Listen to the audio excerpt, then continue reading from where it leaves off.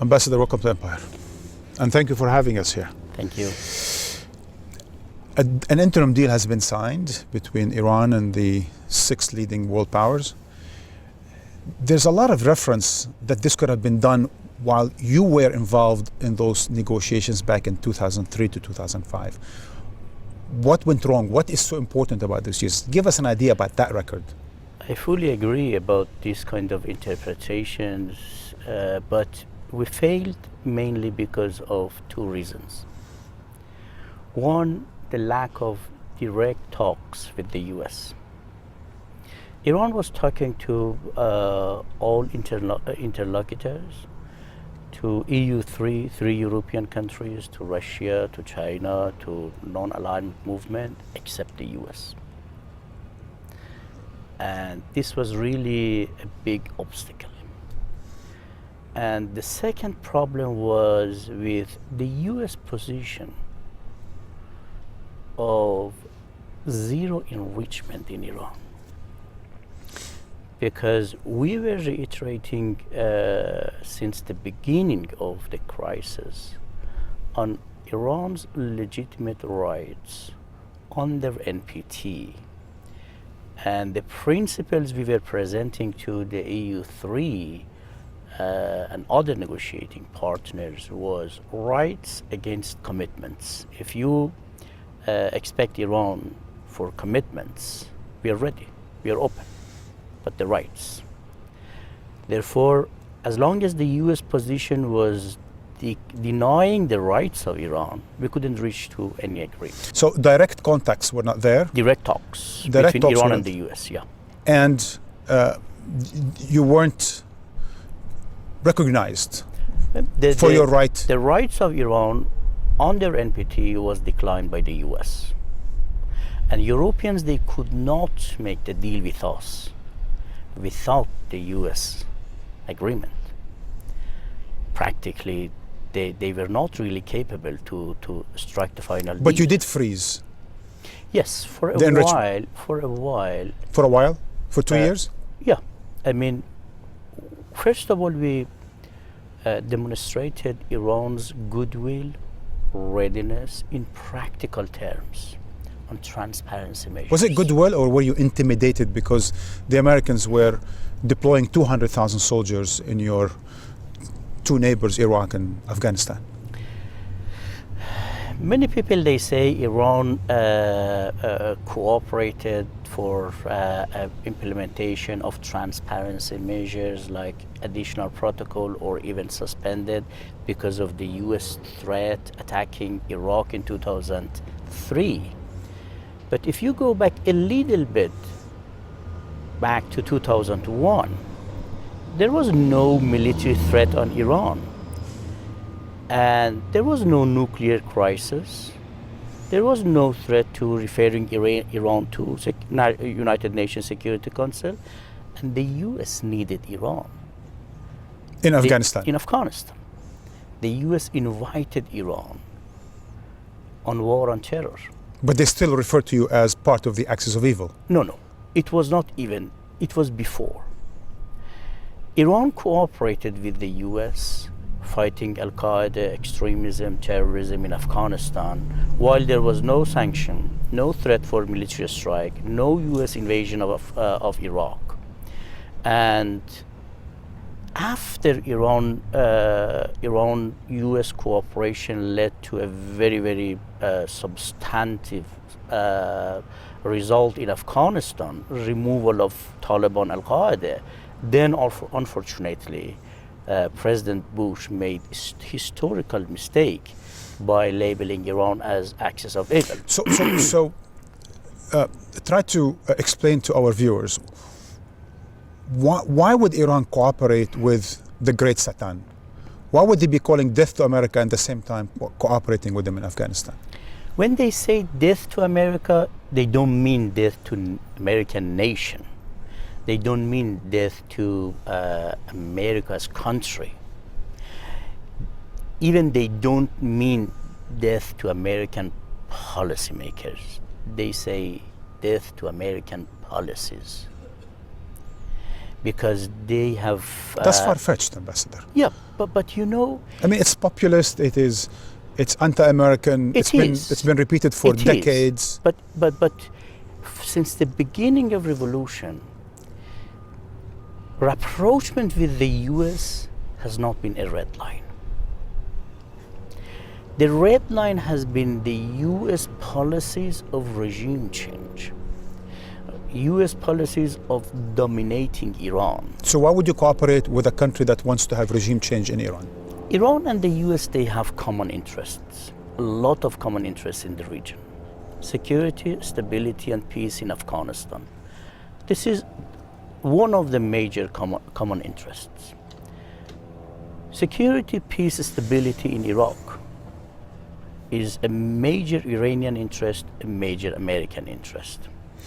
Stability of energy, export of energy from Persian Gulf or other routes. Fighting drug trafficking, organized crimes, stability of Persian Gulf. These are among many major common interests between Iran and the US. And Syria? Syria could be a point of common interest, could be a point of conflict. I'm not sure yet. But definitely Iran, US, Russia cooperation led to chemical disarmament of Syria. This was a common interest because Iranians are basically against any type of weapons of mass destruction in the Middle East, whether this is their allies Assad or the enemy Israelis. Therefore, even the enemies, they can cooperate together on the points, issues of common interest. I'm going to get to this in a later part of our conversation, but let's stick to the enrichment first. First of all, in 2002, you were in violation of your obligations under the NPT, correct? That's why the Americans and the others went after you. And you were also in violation again after 2007. So Iran wasn't exactly transparent and open about its nuclear program. If you read Al-Baradei's book, he would not say... The former head of the IAEA. Yes. He would not say Iran violated NPT. Iran had failures to report.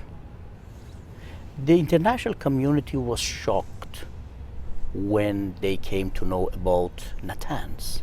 So lack of transparency. Everybody is talking about Iran's secret activities, concealment, and so and so.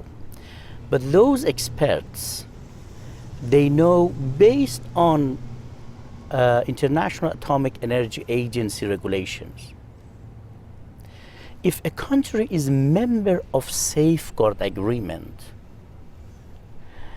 is obliged to report activities related to enrichment facility only 100 days before introduction of gas to centrifuges.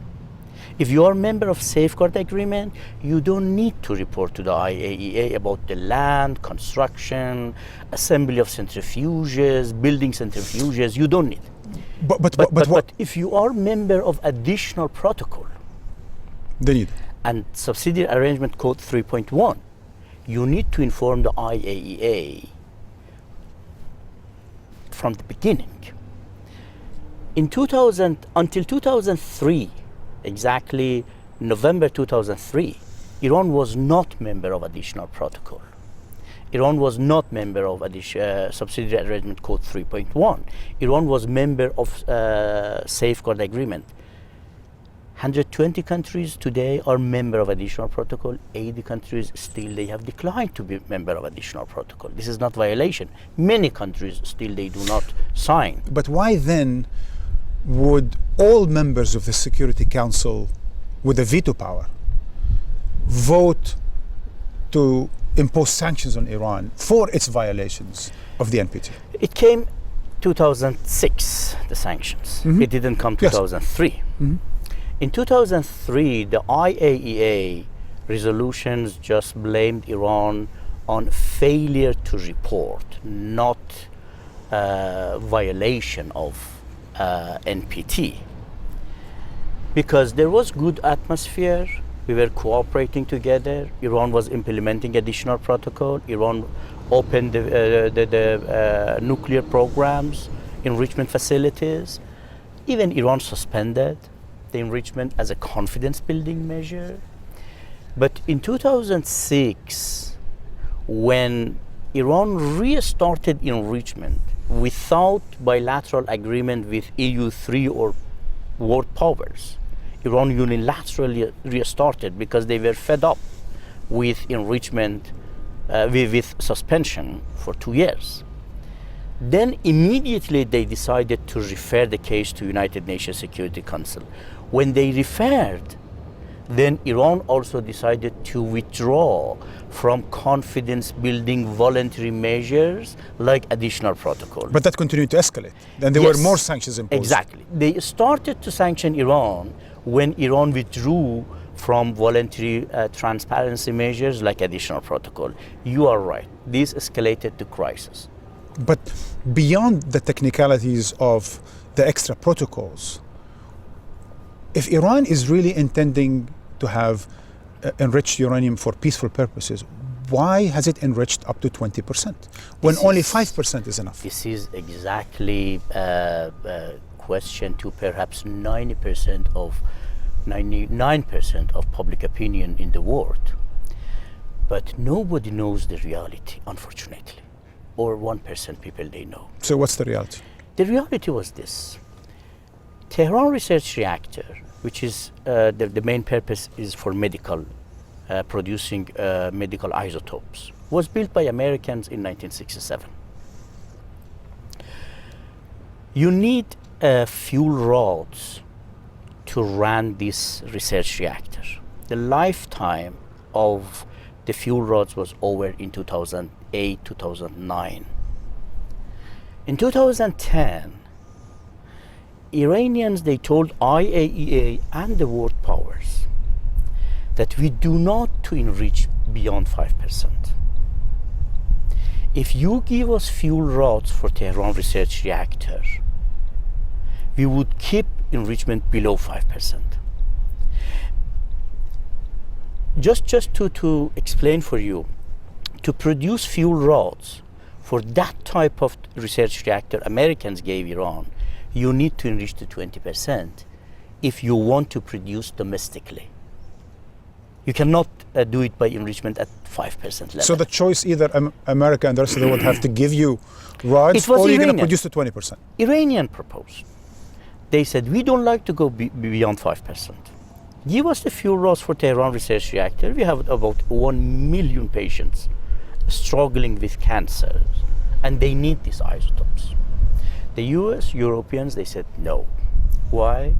Because they were thinking Iran is bluffing. Iran doesn't have capability to reach to 20%. It was in February 2010, Salehi came to Al Jazeera, live interview with you people in Al Jazeera, and said, if you don't give us fuel rods, there would be no other option for us to enrich to 20%, to produce domestically. But they didn't buy, the West, because they were thinking Iran is bluffing. But also because you were under sanctions. It is not important. For humanitarian issues, like isotopes for millions of patients, it is not the issue of sanctions. In September 2011, Iran enriched to 20%. President Ahmadinejad was in the US, in New York, and with Salehi both, they came to public. And they told Americans that if you give us fuel rods, we would stop 20%. We would not produce fuel rods. Again, unfortunately, the second miscalculation on American side and European side was that Iranians, they do not have knowledge, know-how, capability to convert the 20% to fuel rods. That's why they say, no, we are not going to give you fuel rods. In December 2011, Iranian produced fuel rods. This was the US and Western policy to push Iran to produce fuel rods and reach to 20%. But Ambassador, And now they blame Iran. You are producing 20% because you are after nuclear bomb.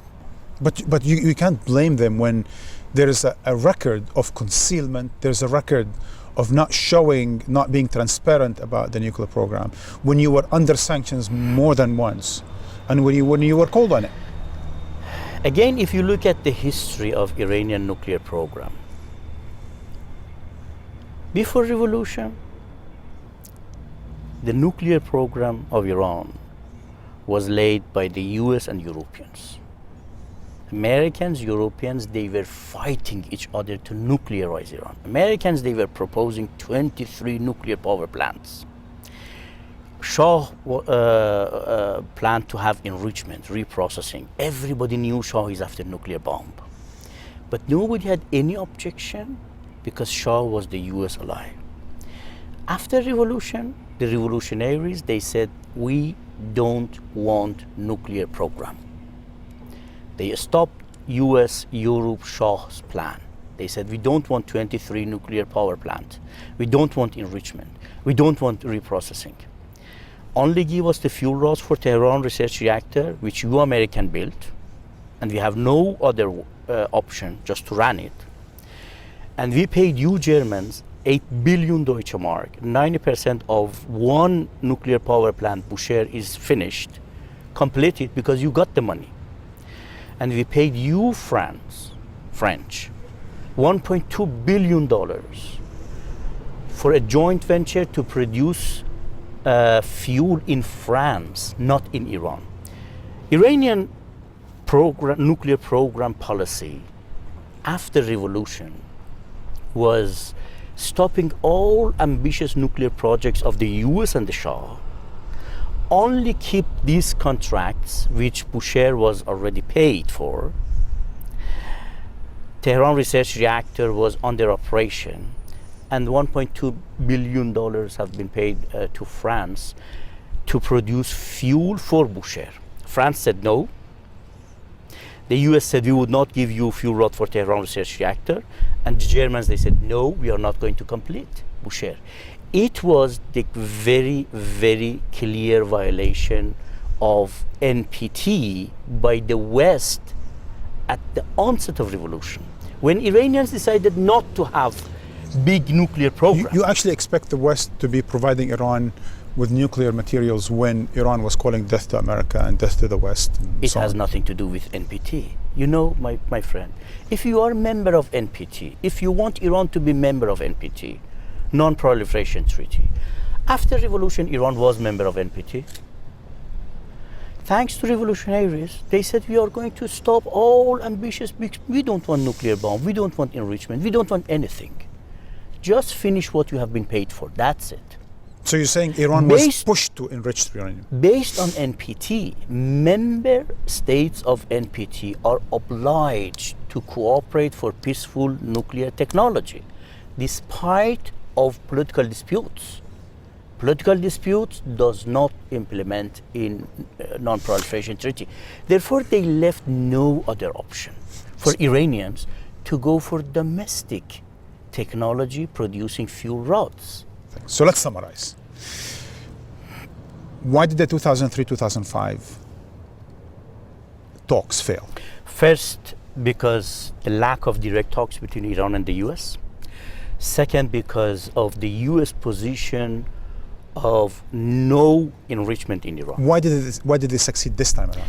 This time, the US position changed. Not the Iranian position? No. How did it change? The US position changed from no enrichment to no nuclear bomb. Mm-hmm. This is a huge shift. Big difference between no enrichment and no nuclear bomb. The agreement today signed between Iran and the 6 world powers in Geneva just 2-3 weeks ago. If you compare this agreement, the elements Iran has accepted, you would see this is exactly the elements we proposed the P5 and EU3 in March 2005. Which Bush basically, Said behind no. Europeans, said no to. Yes. So now that it is signed, Therefore, you would see Iranian position has been stable. We said from the beginning of nuclear talks, we are ready for transparency measures up to the end. but now you're saying that you have a right to enrich. They're saying you don't have a right to enrich. No, look, Americans, they have never recognized the rights of any country for enrichment publicly and officially. But practically, they have accepted enrichment programs in different countries like Germany, Netherlands, Argentina. And they accepted in this deal too. That's it. But they did not accept your right to. That's it. This is not important. The rights already is given by NPT. Iran is not asking the rights.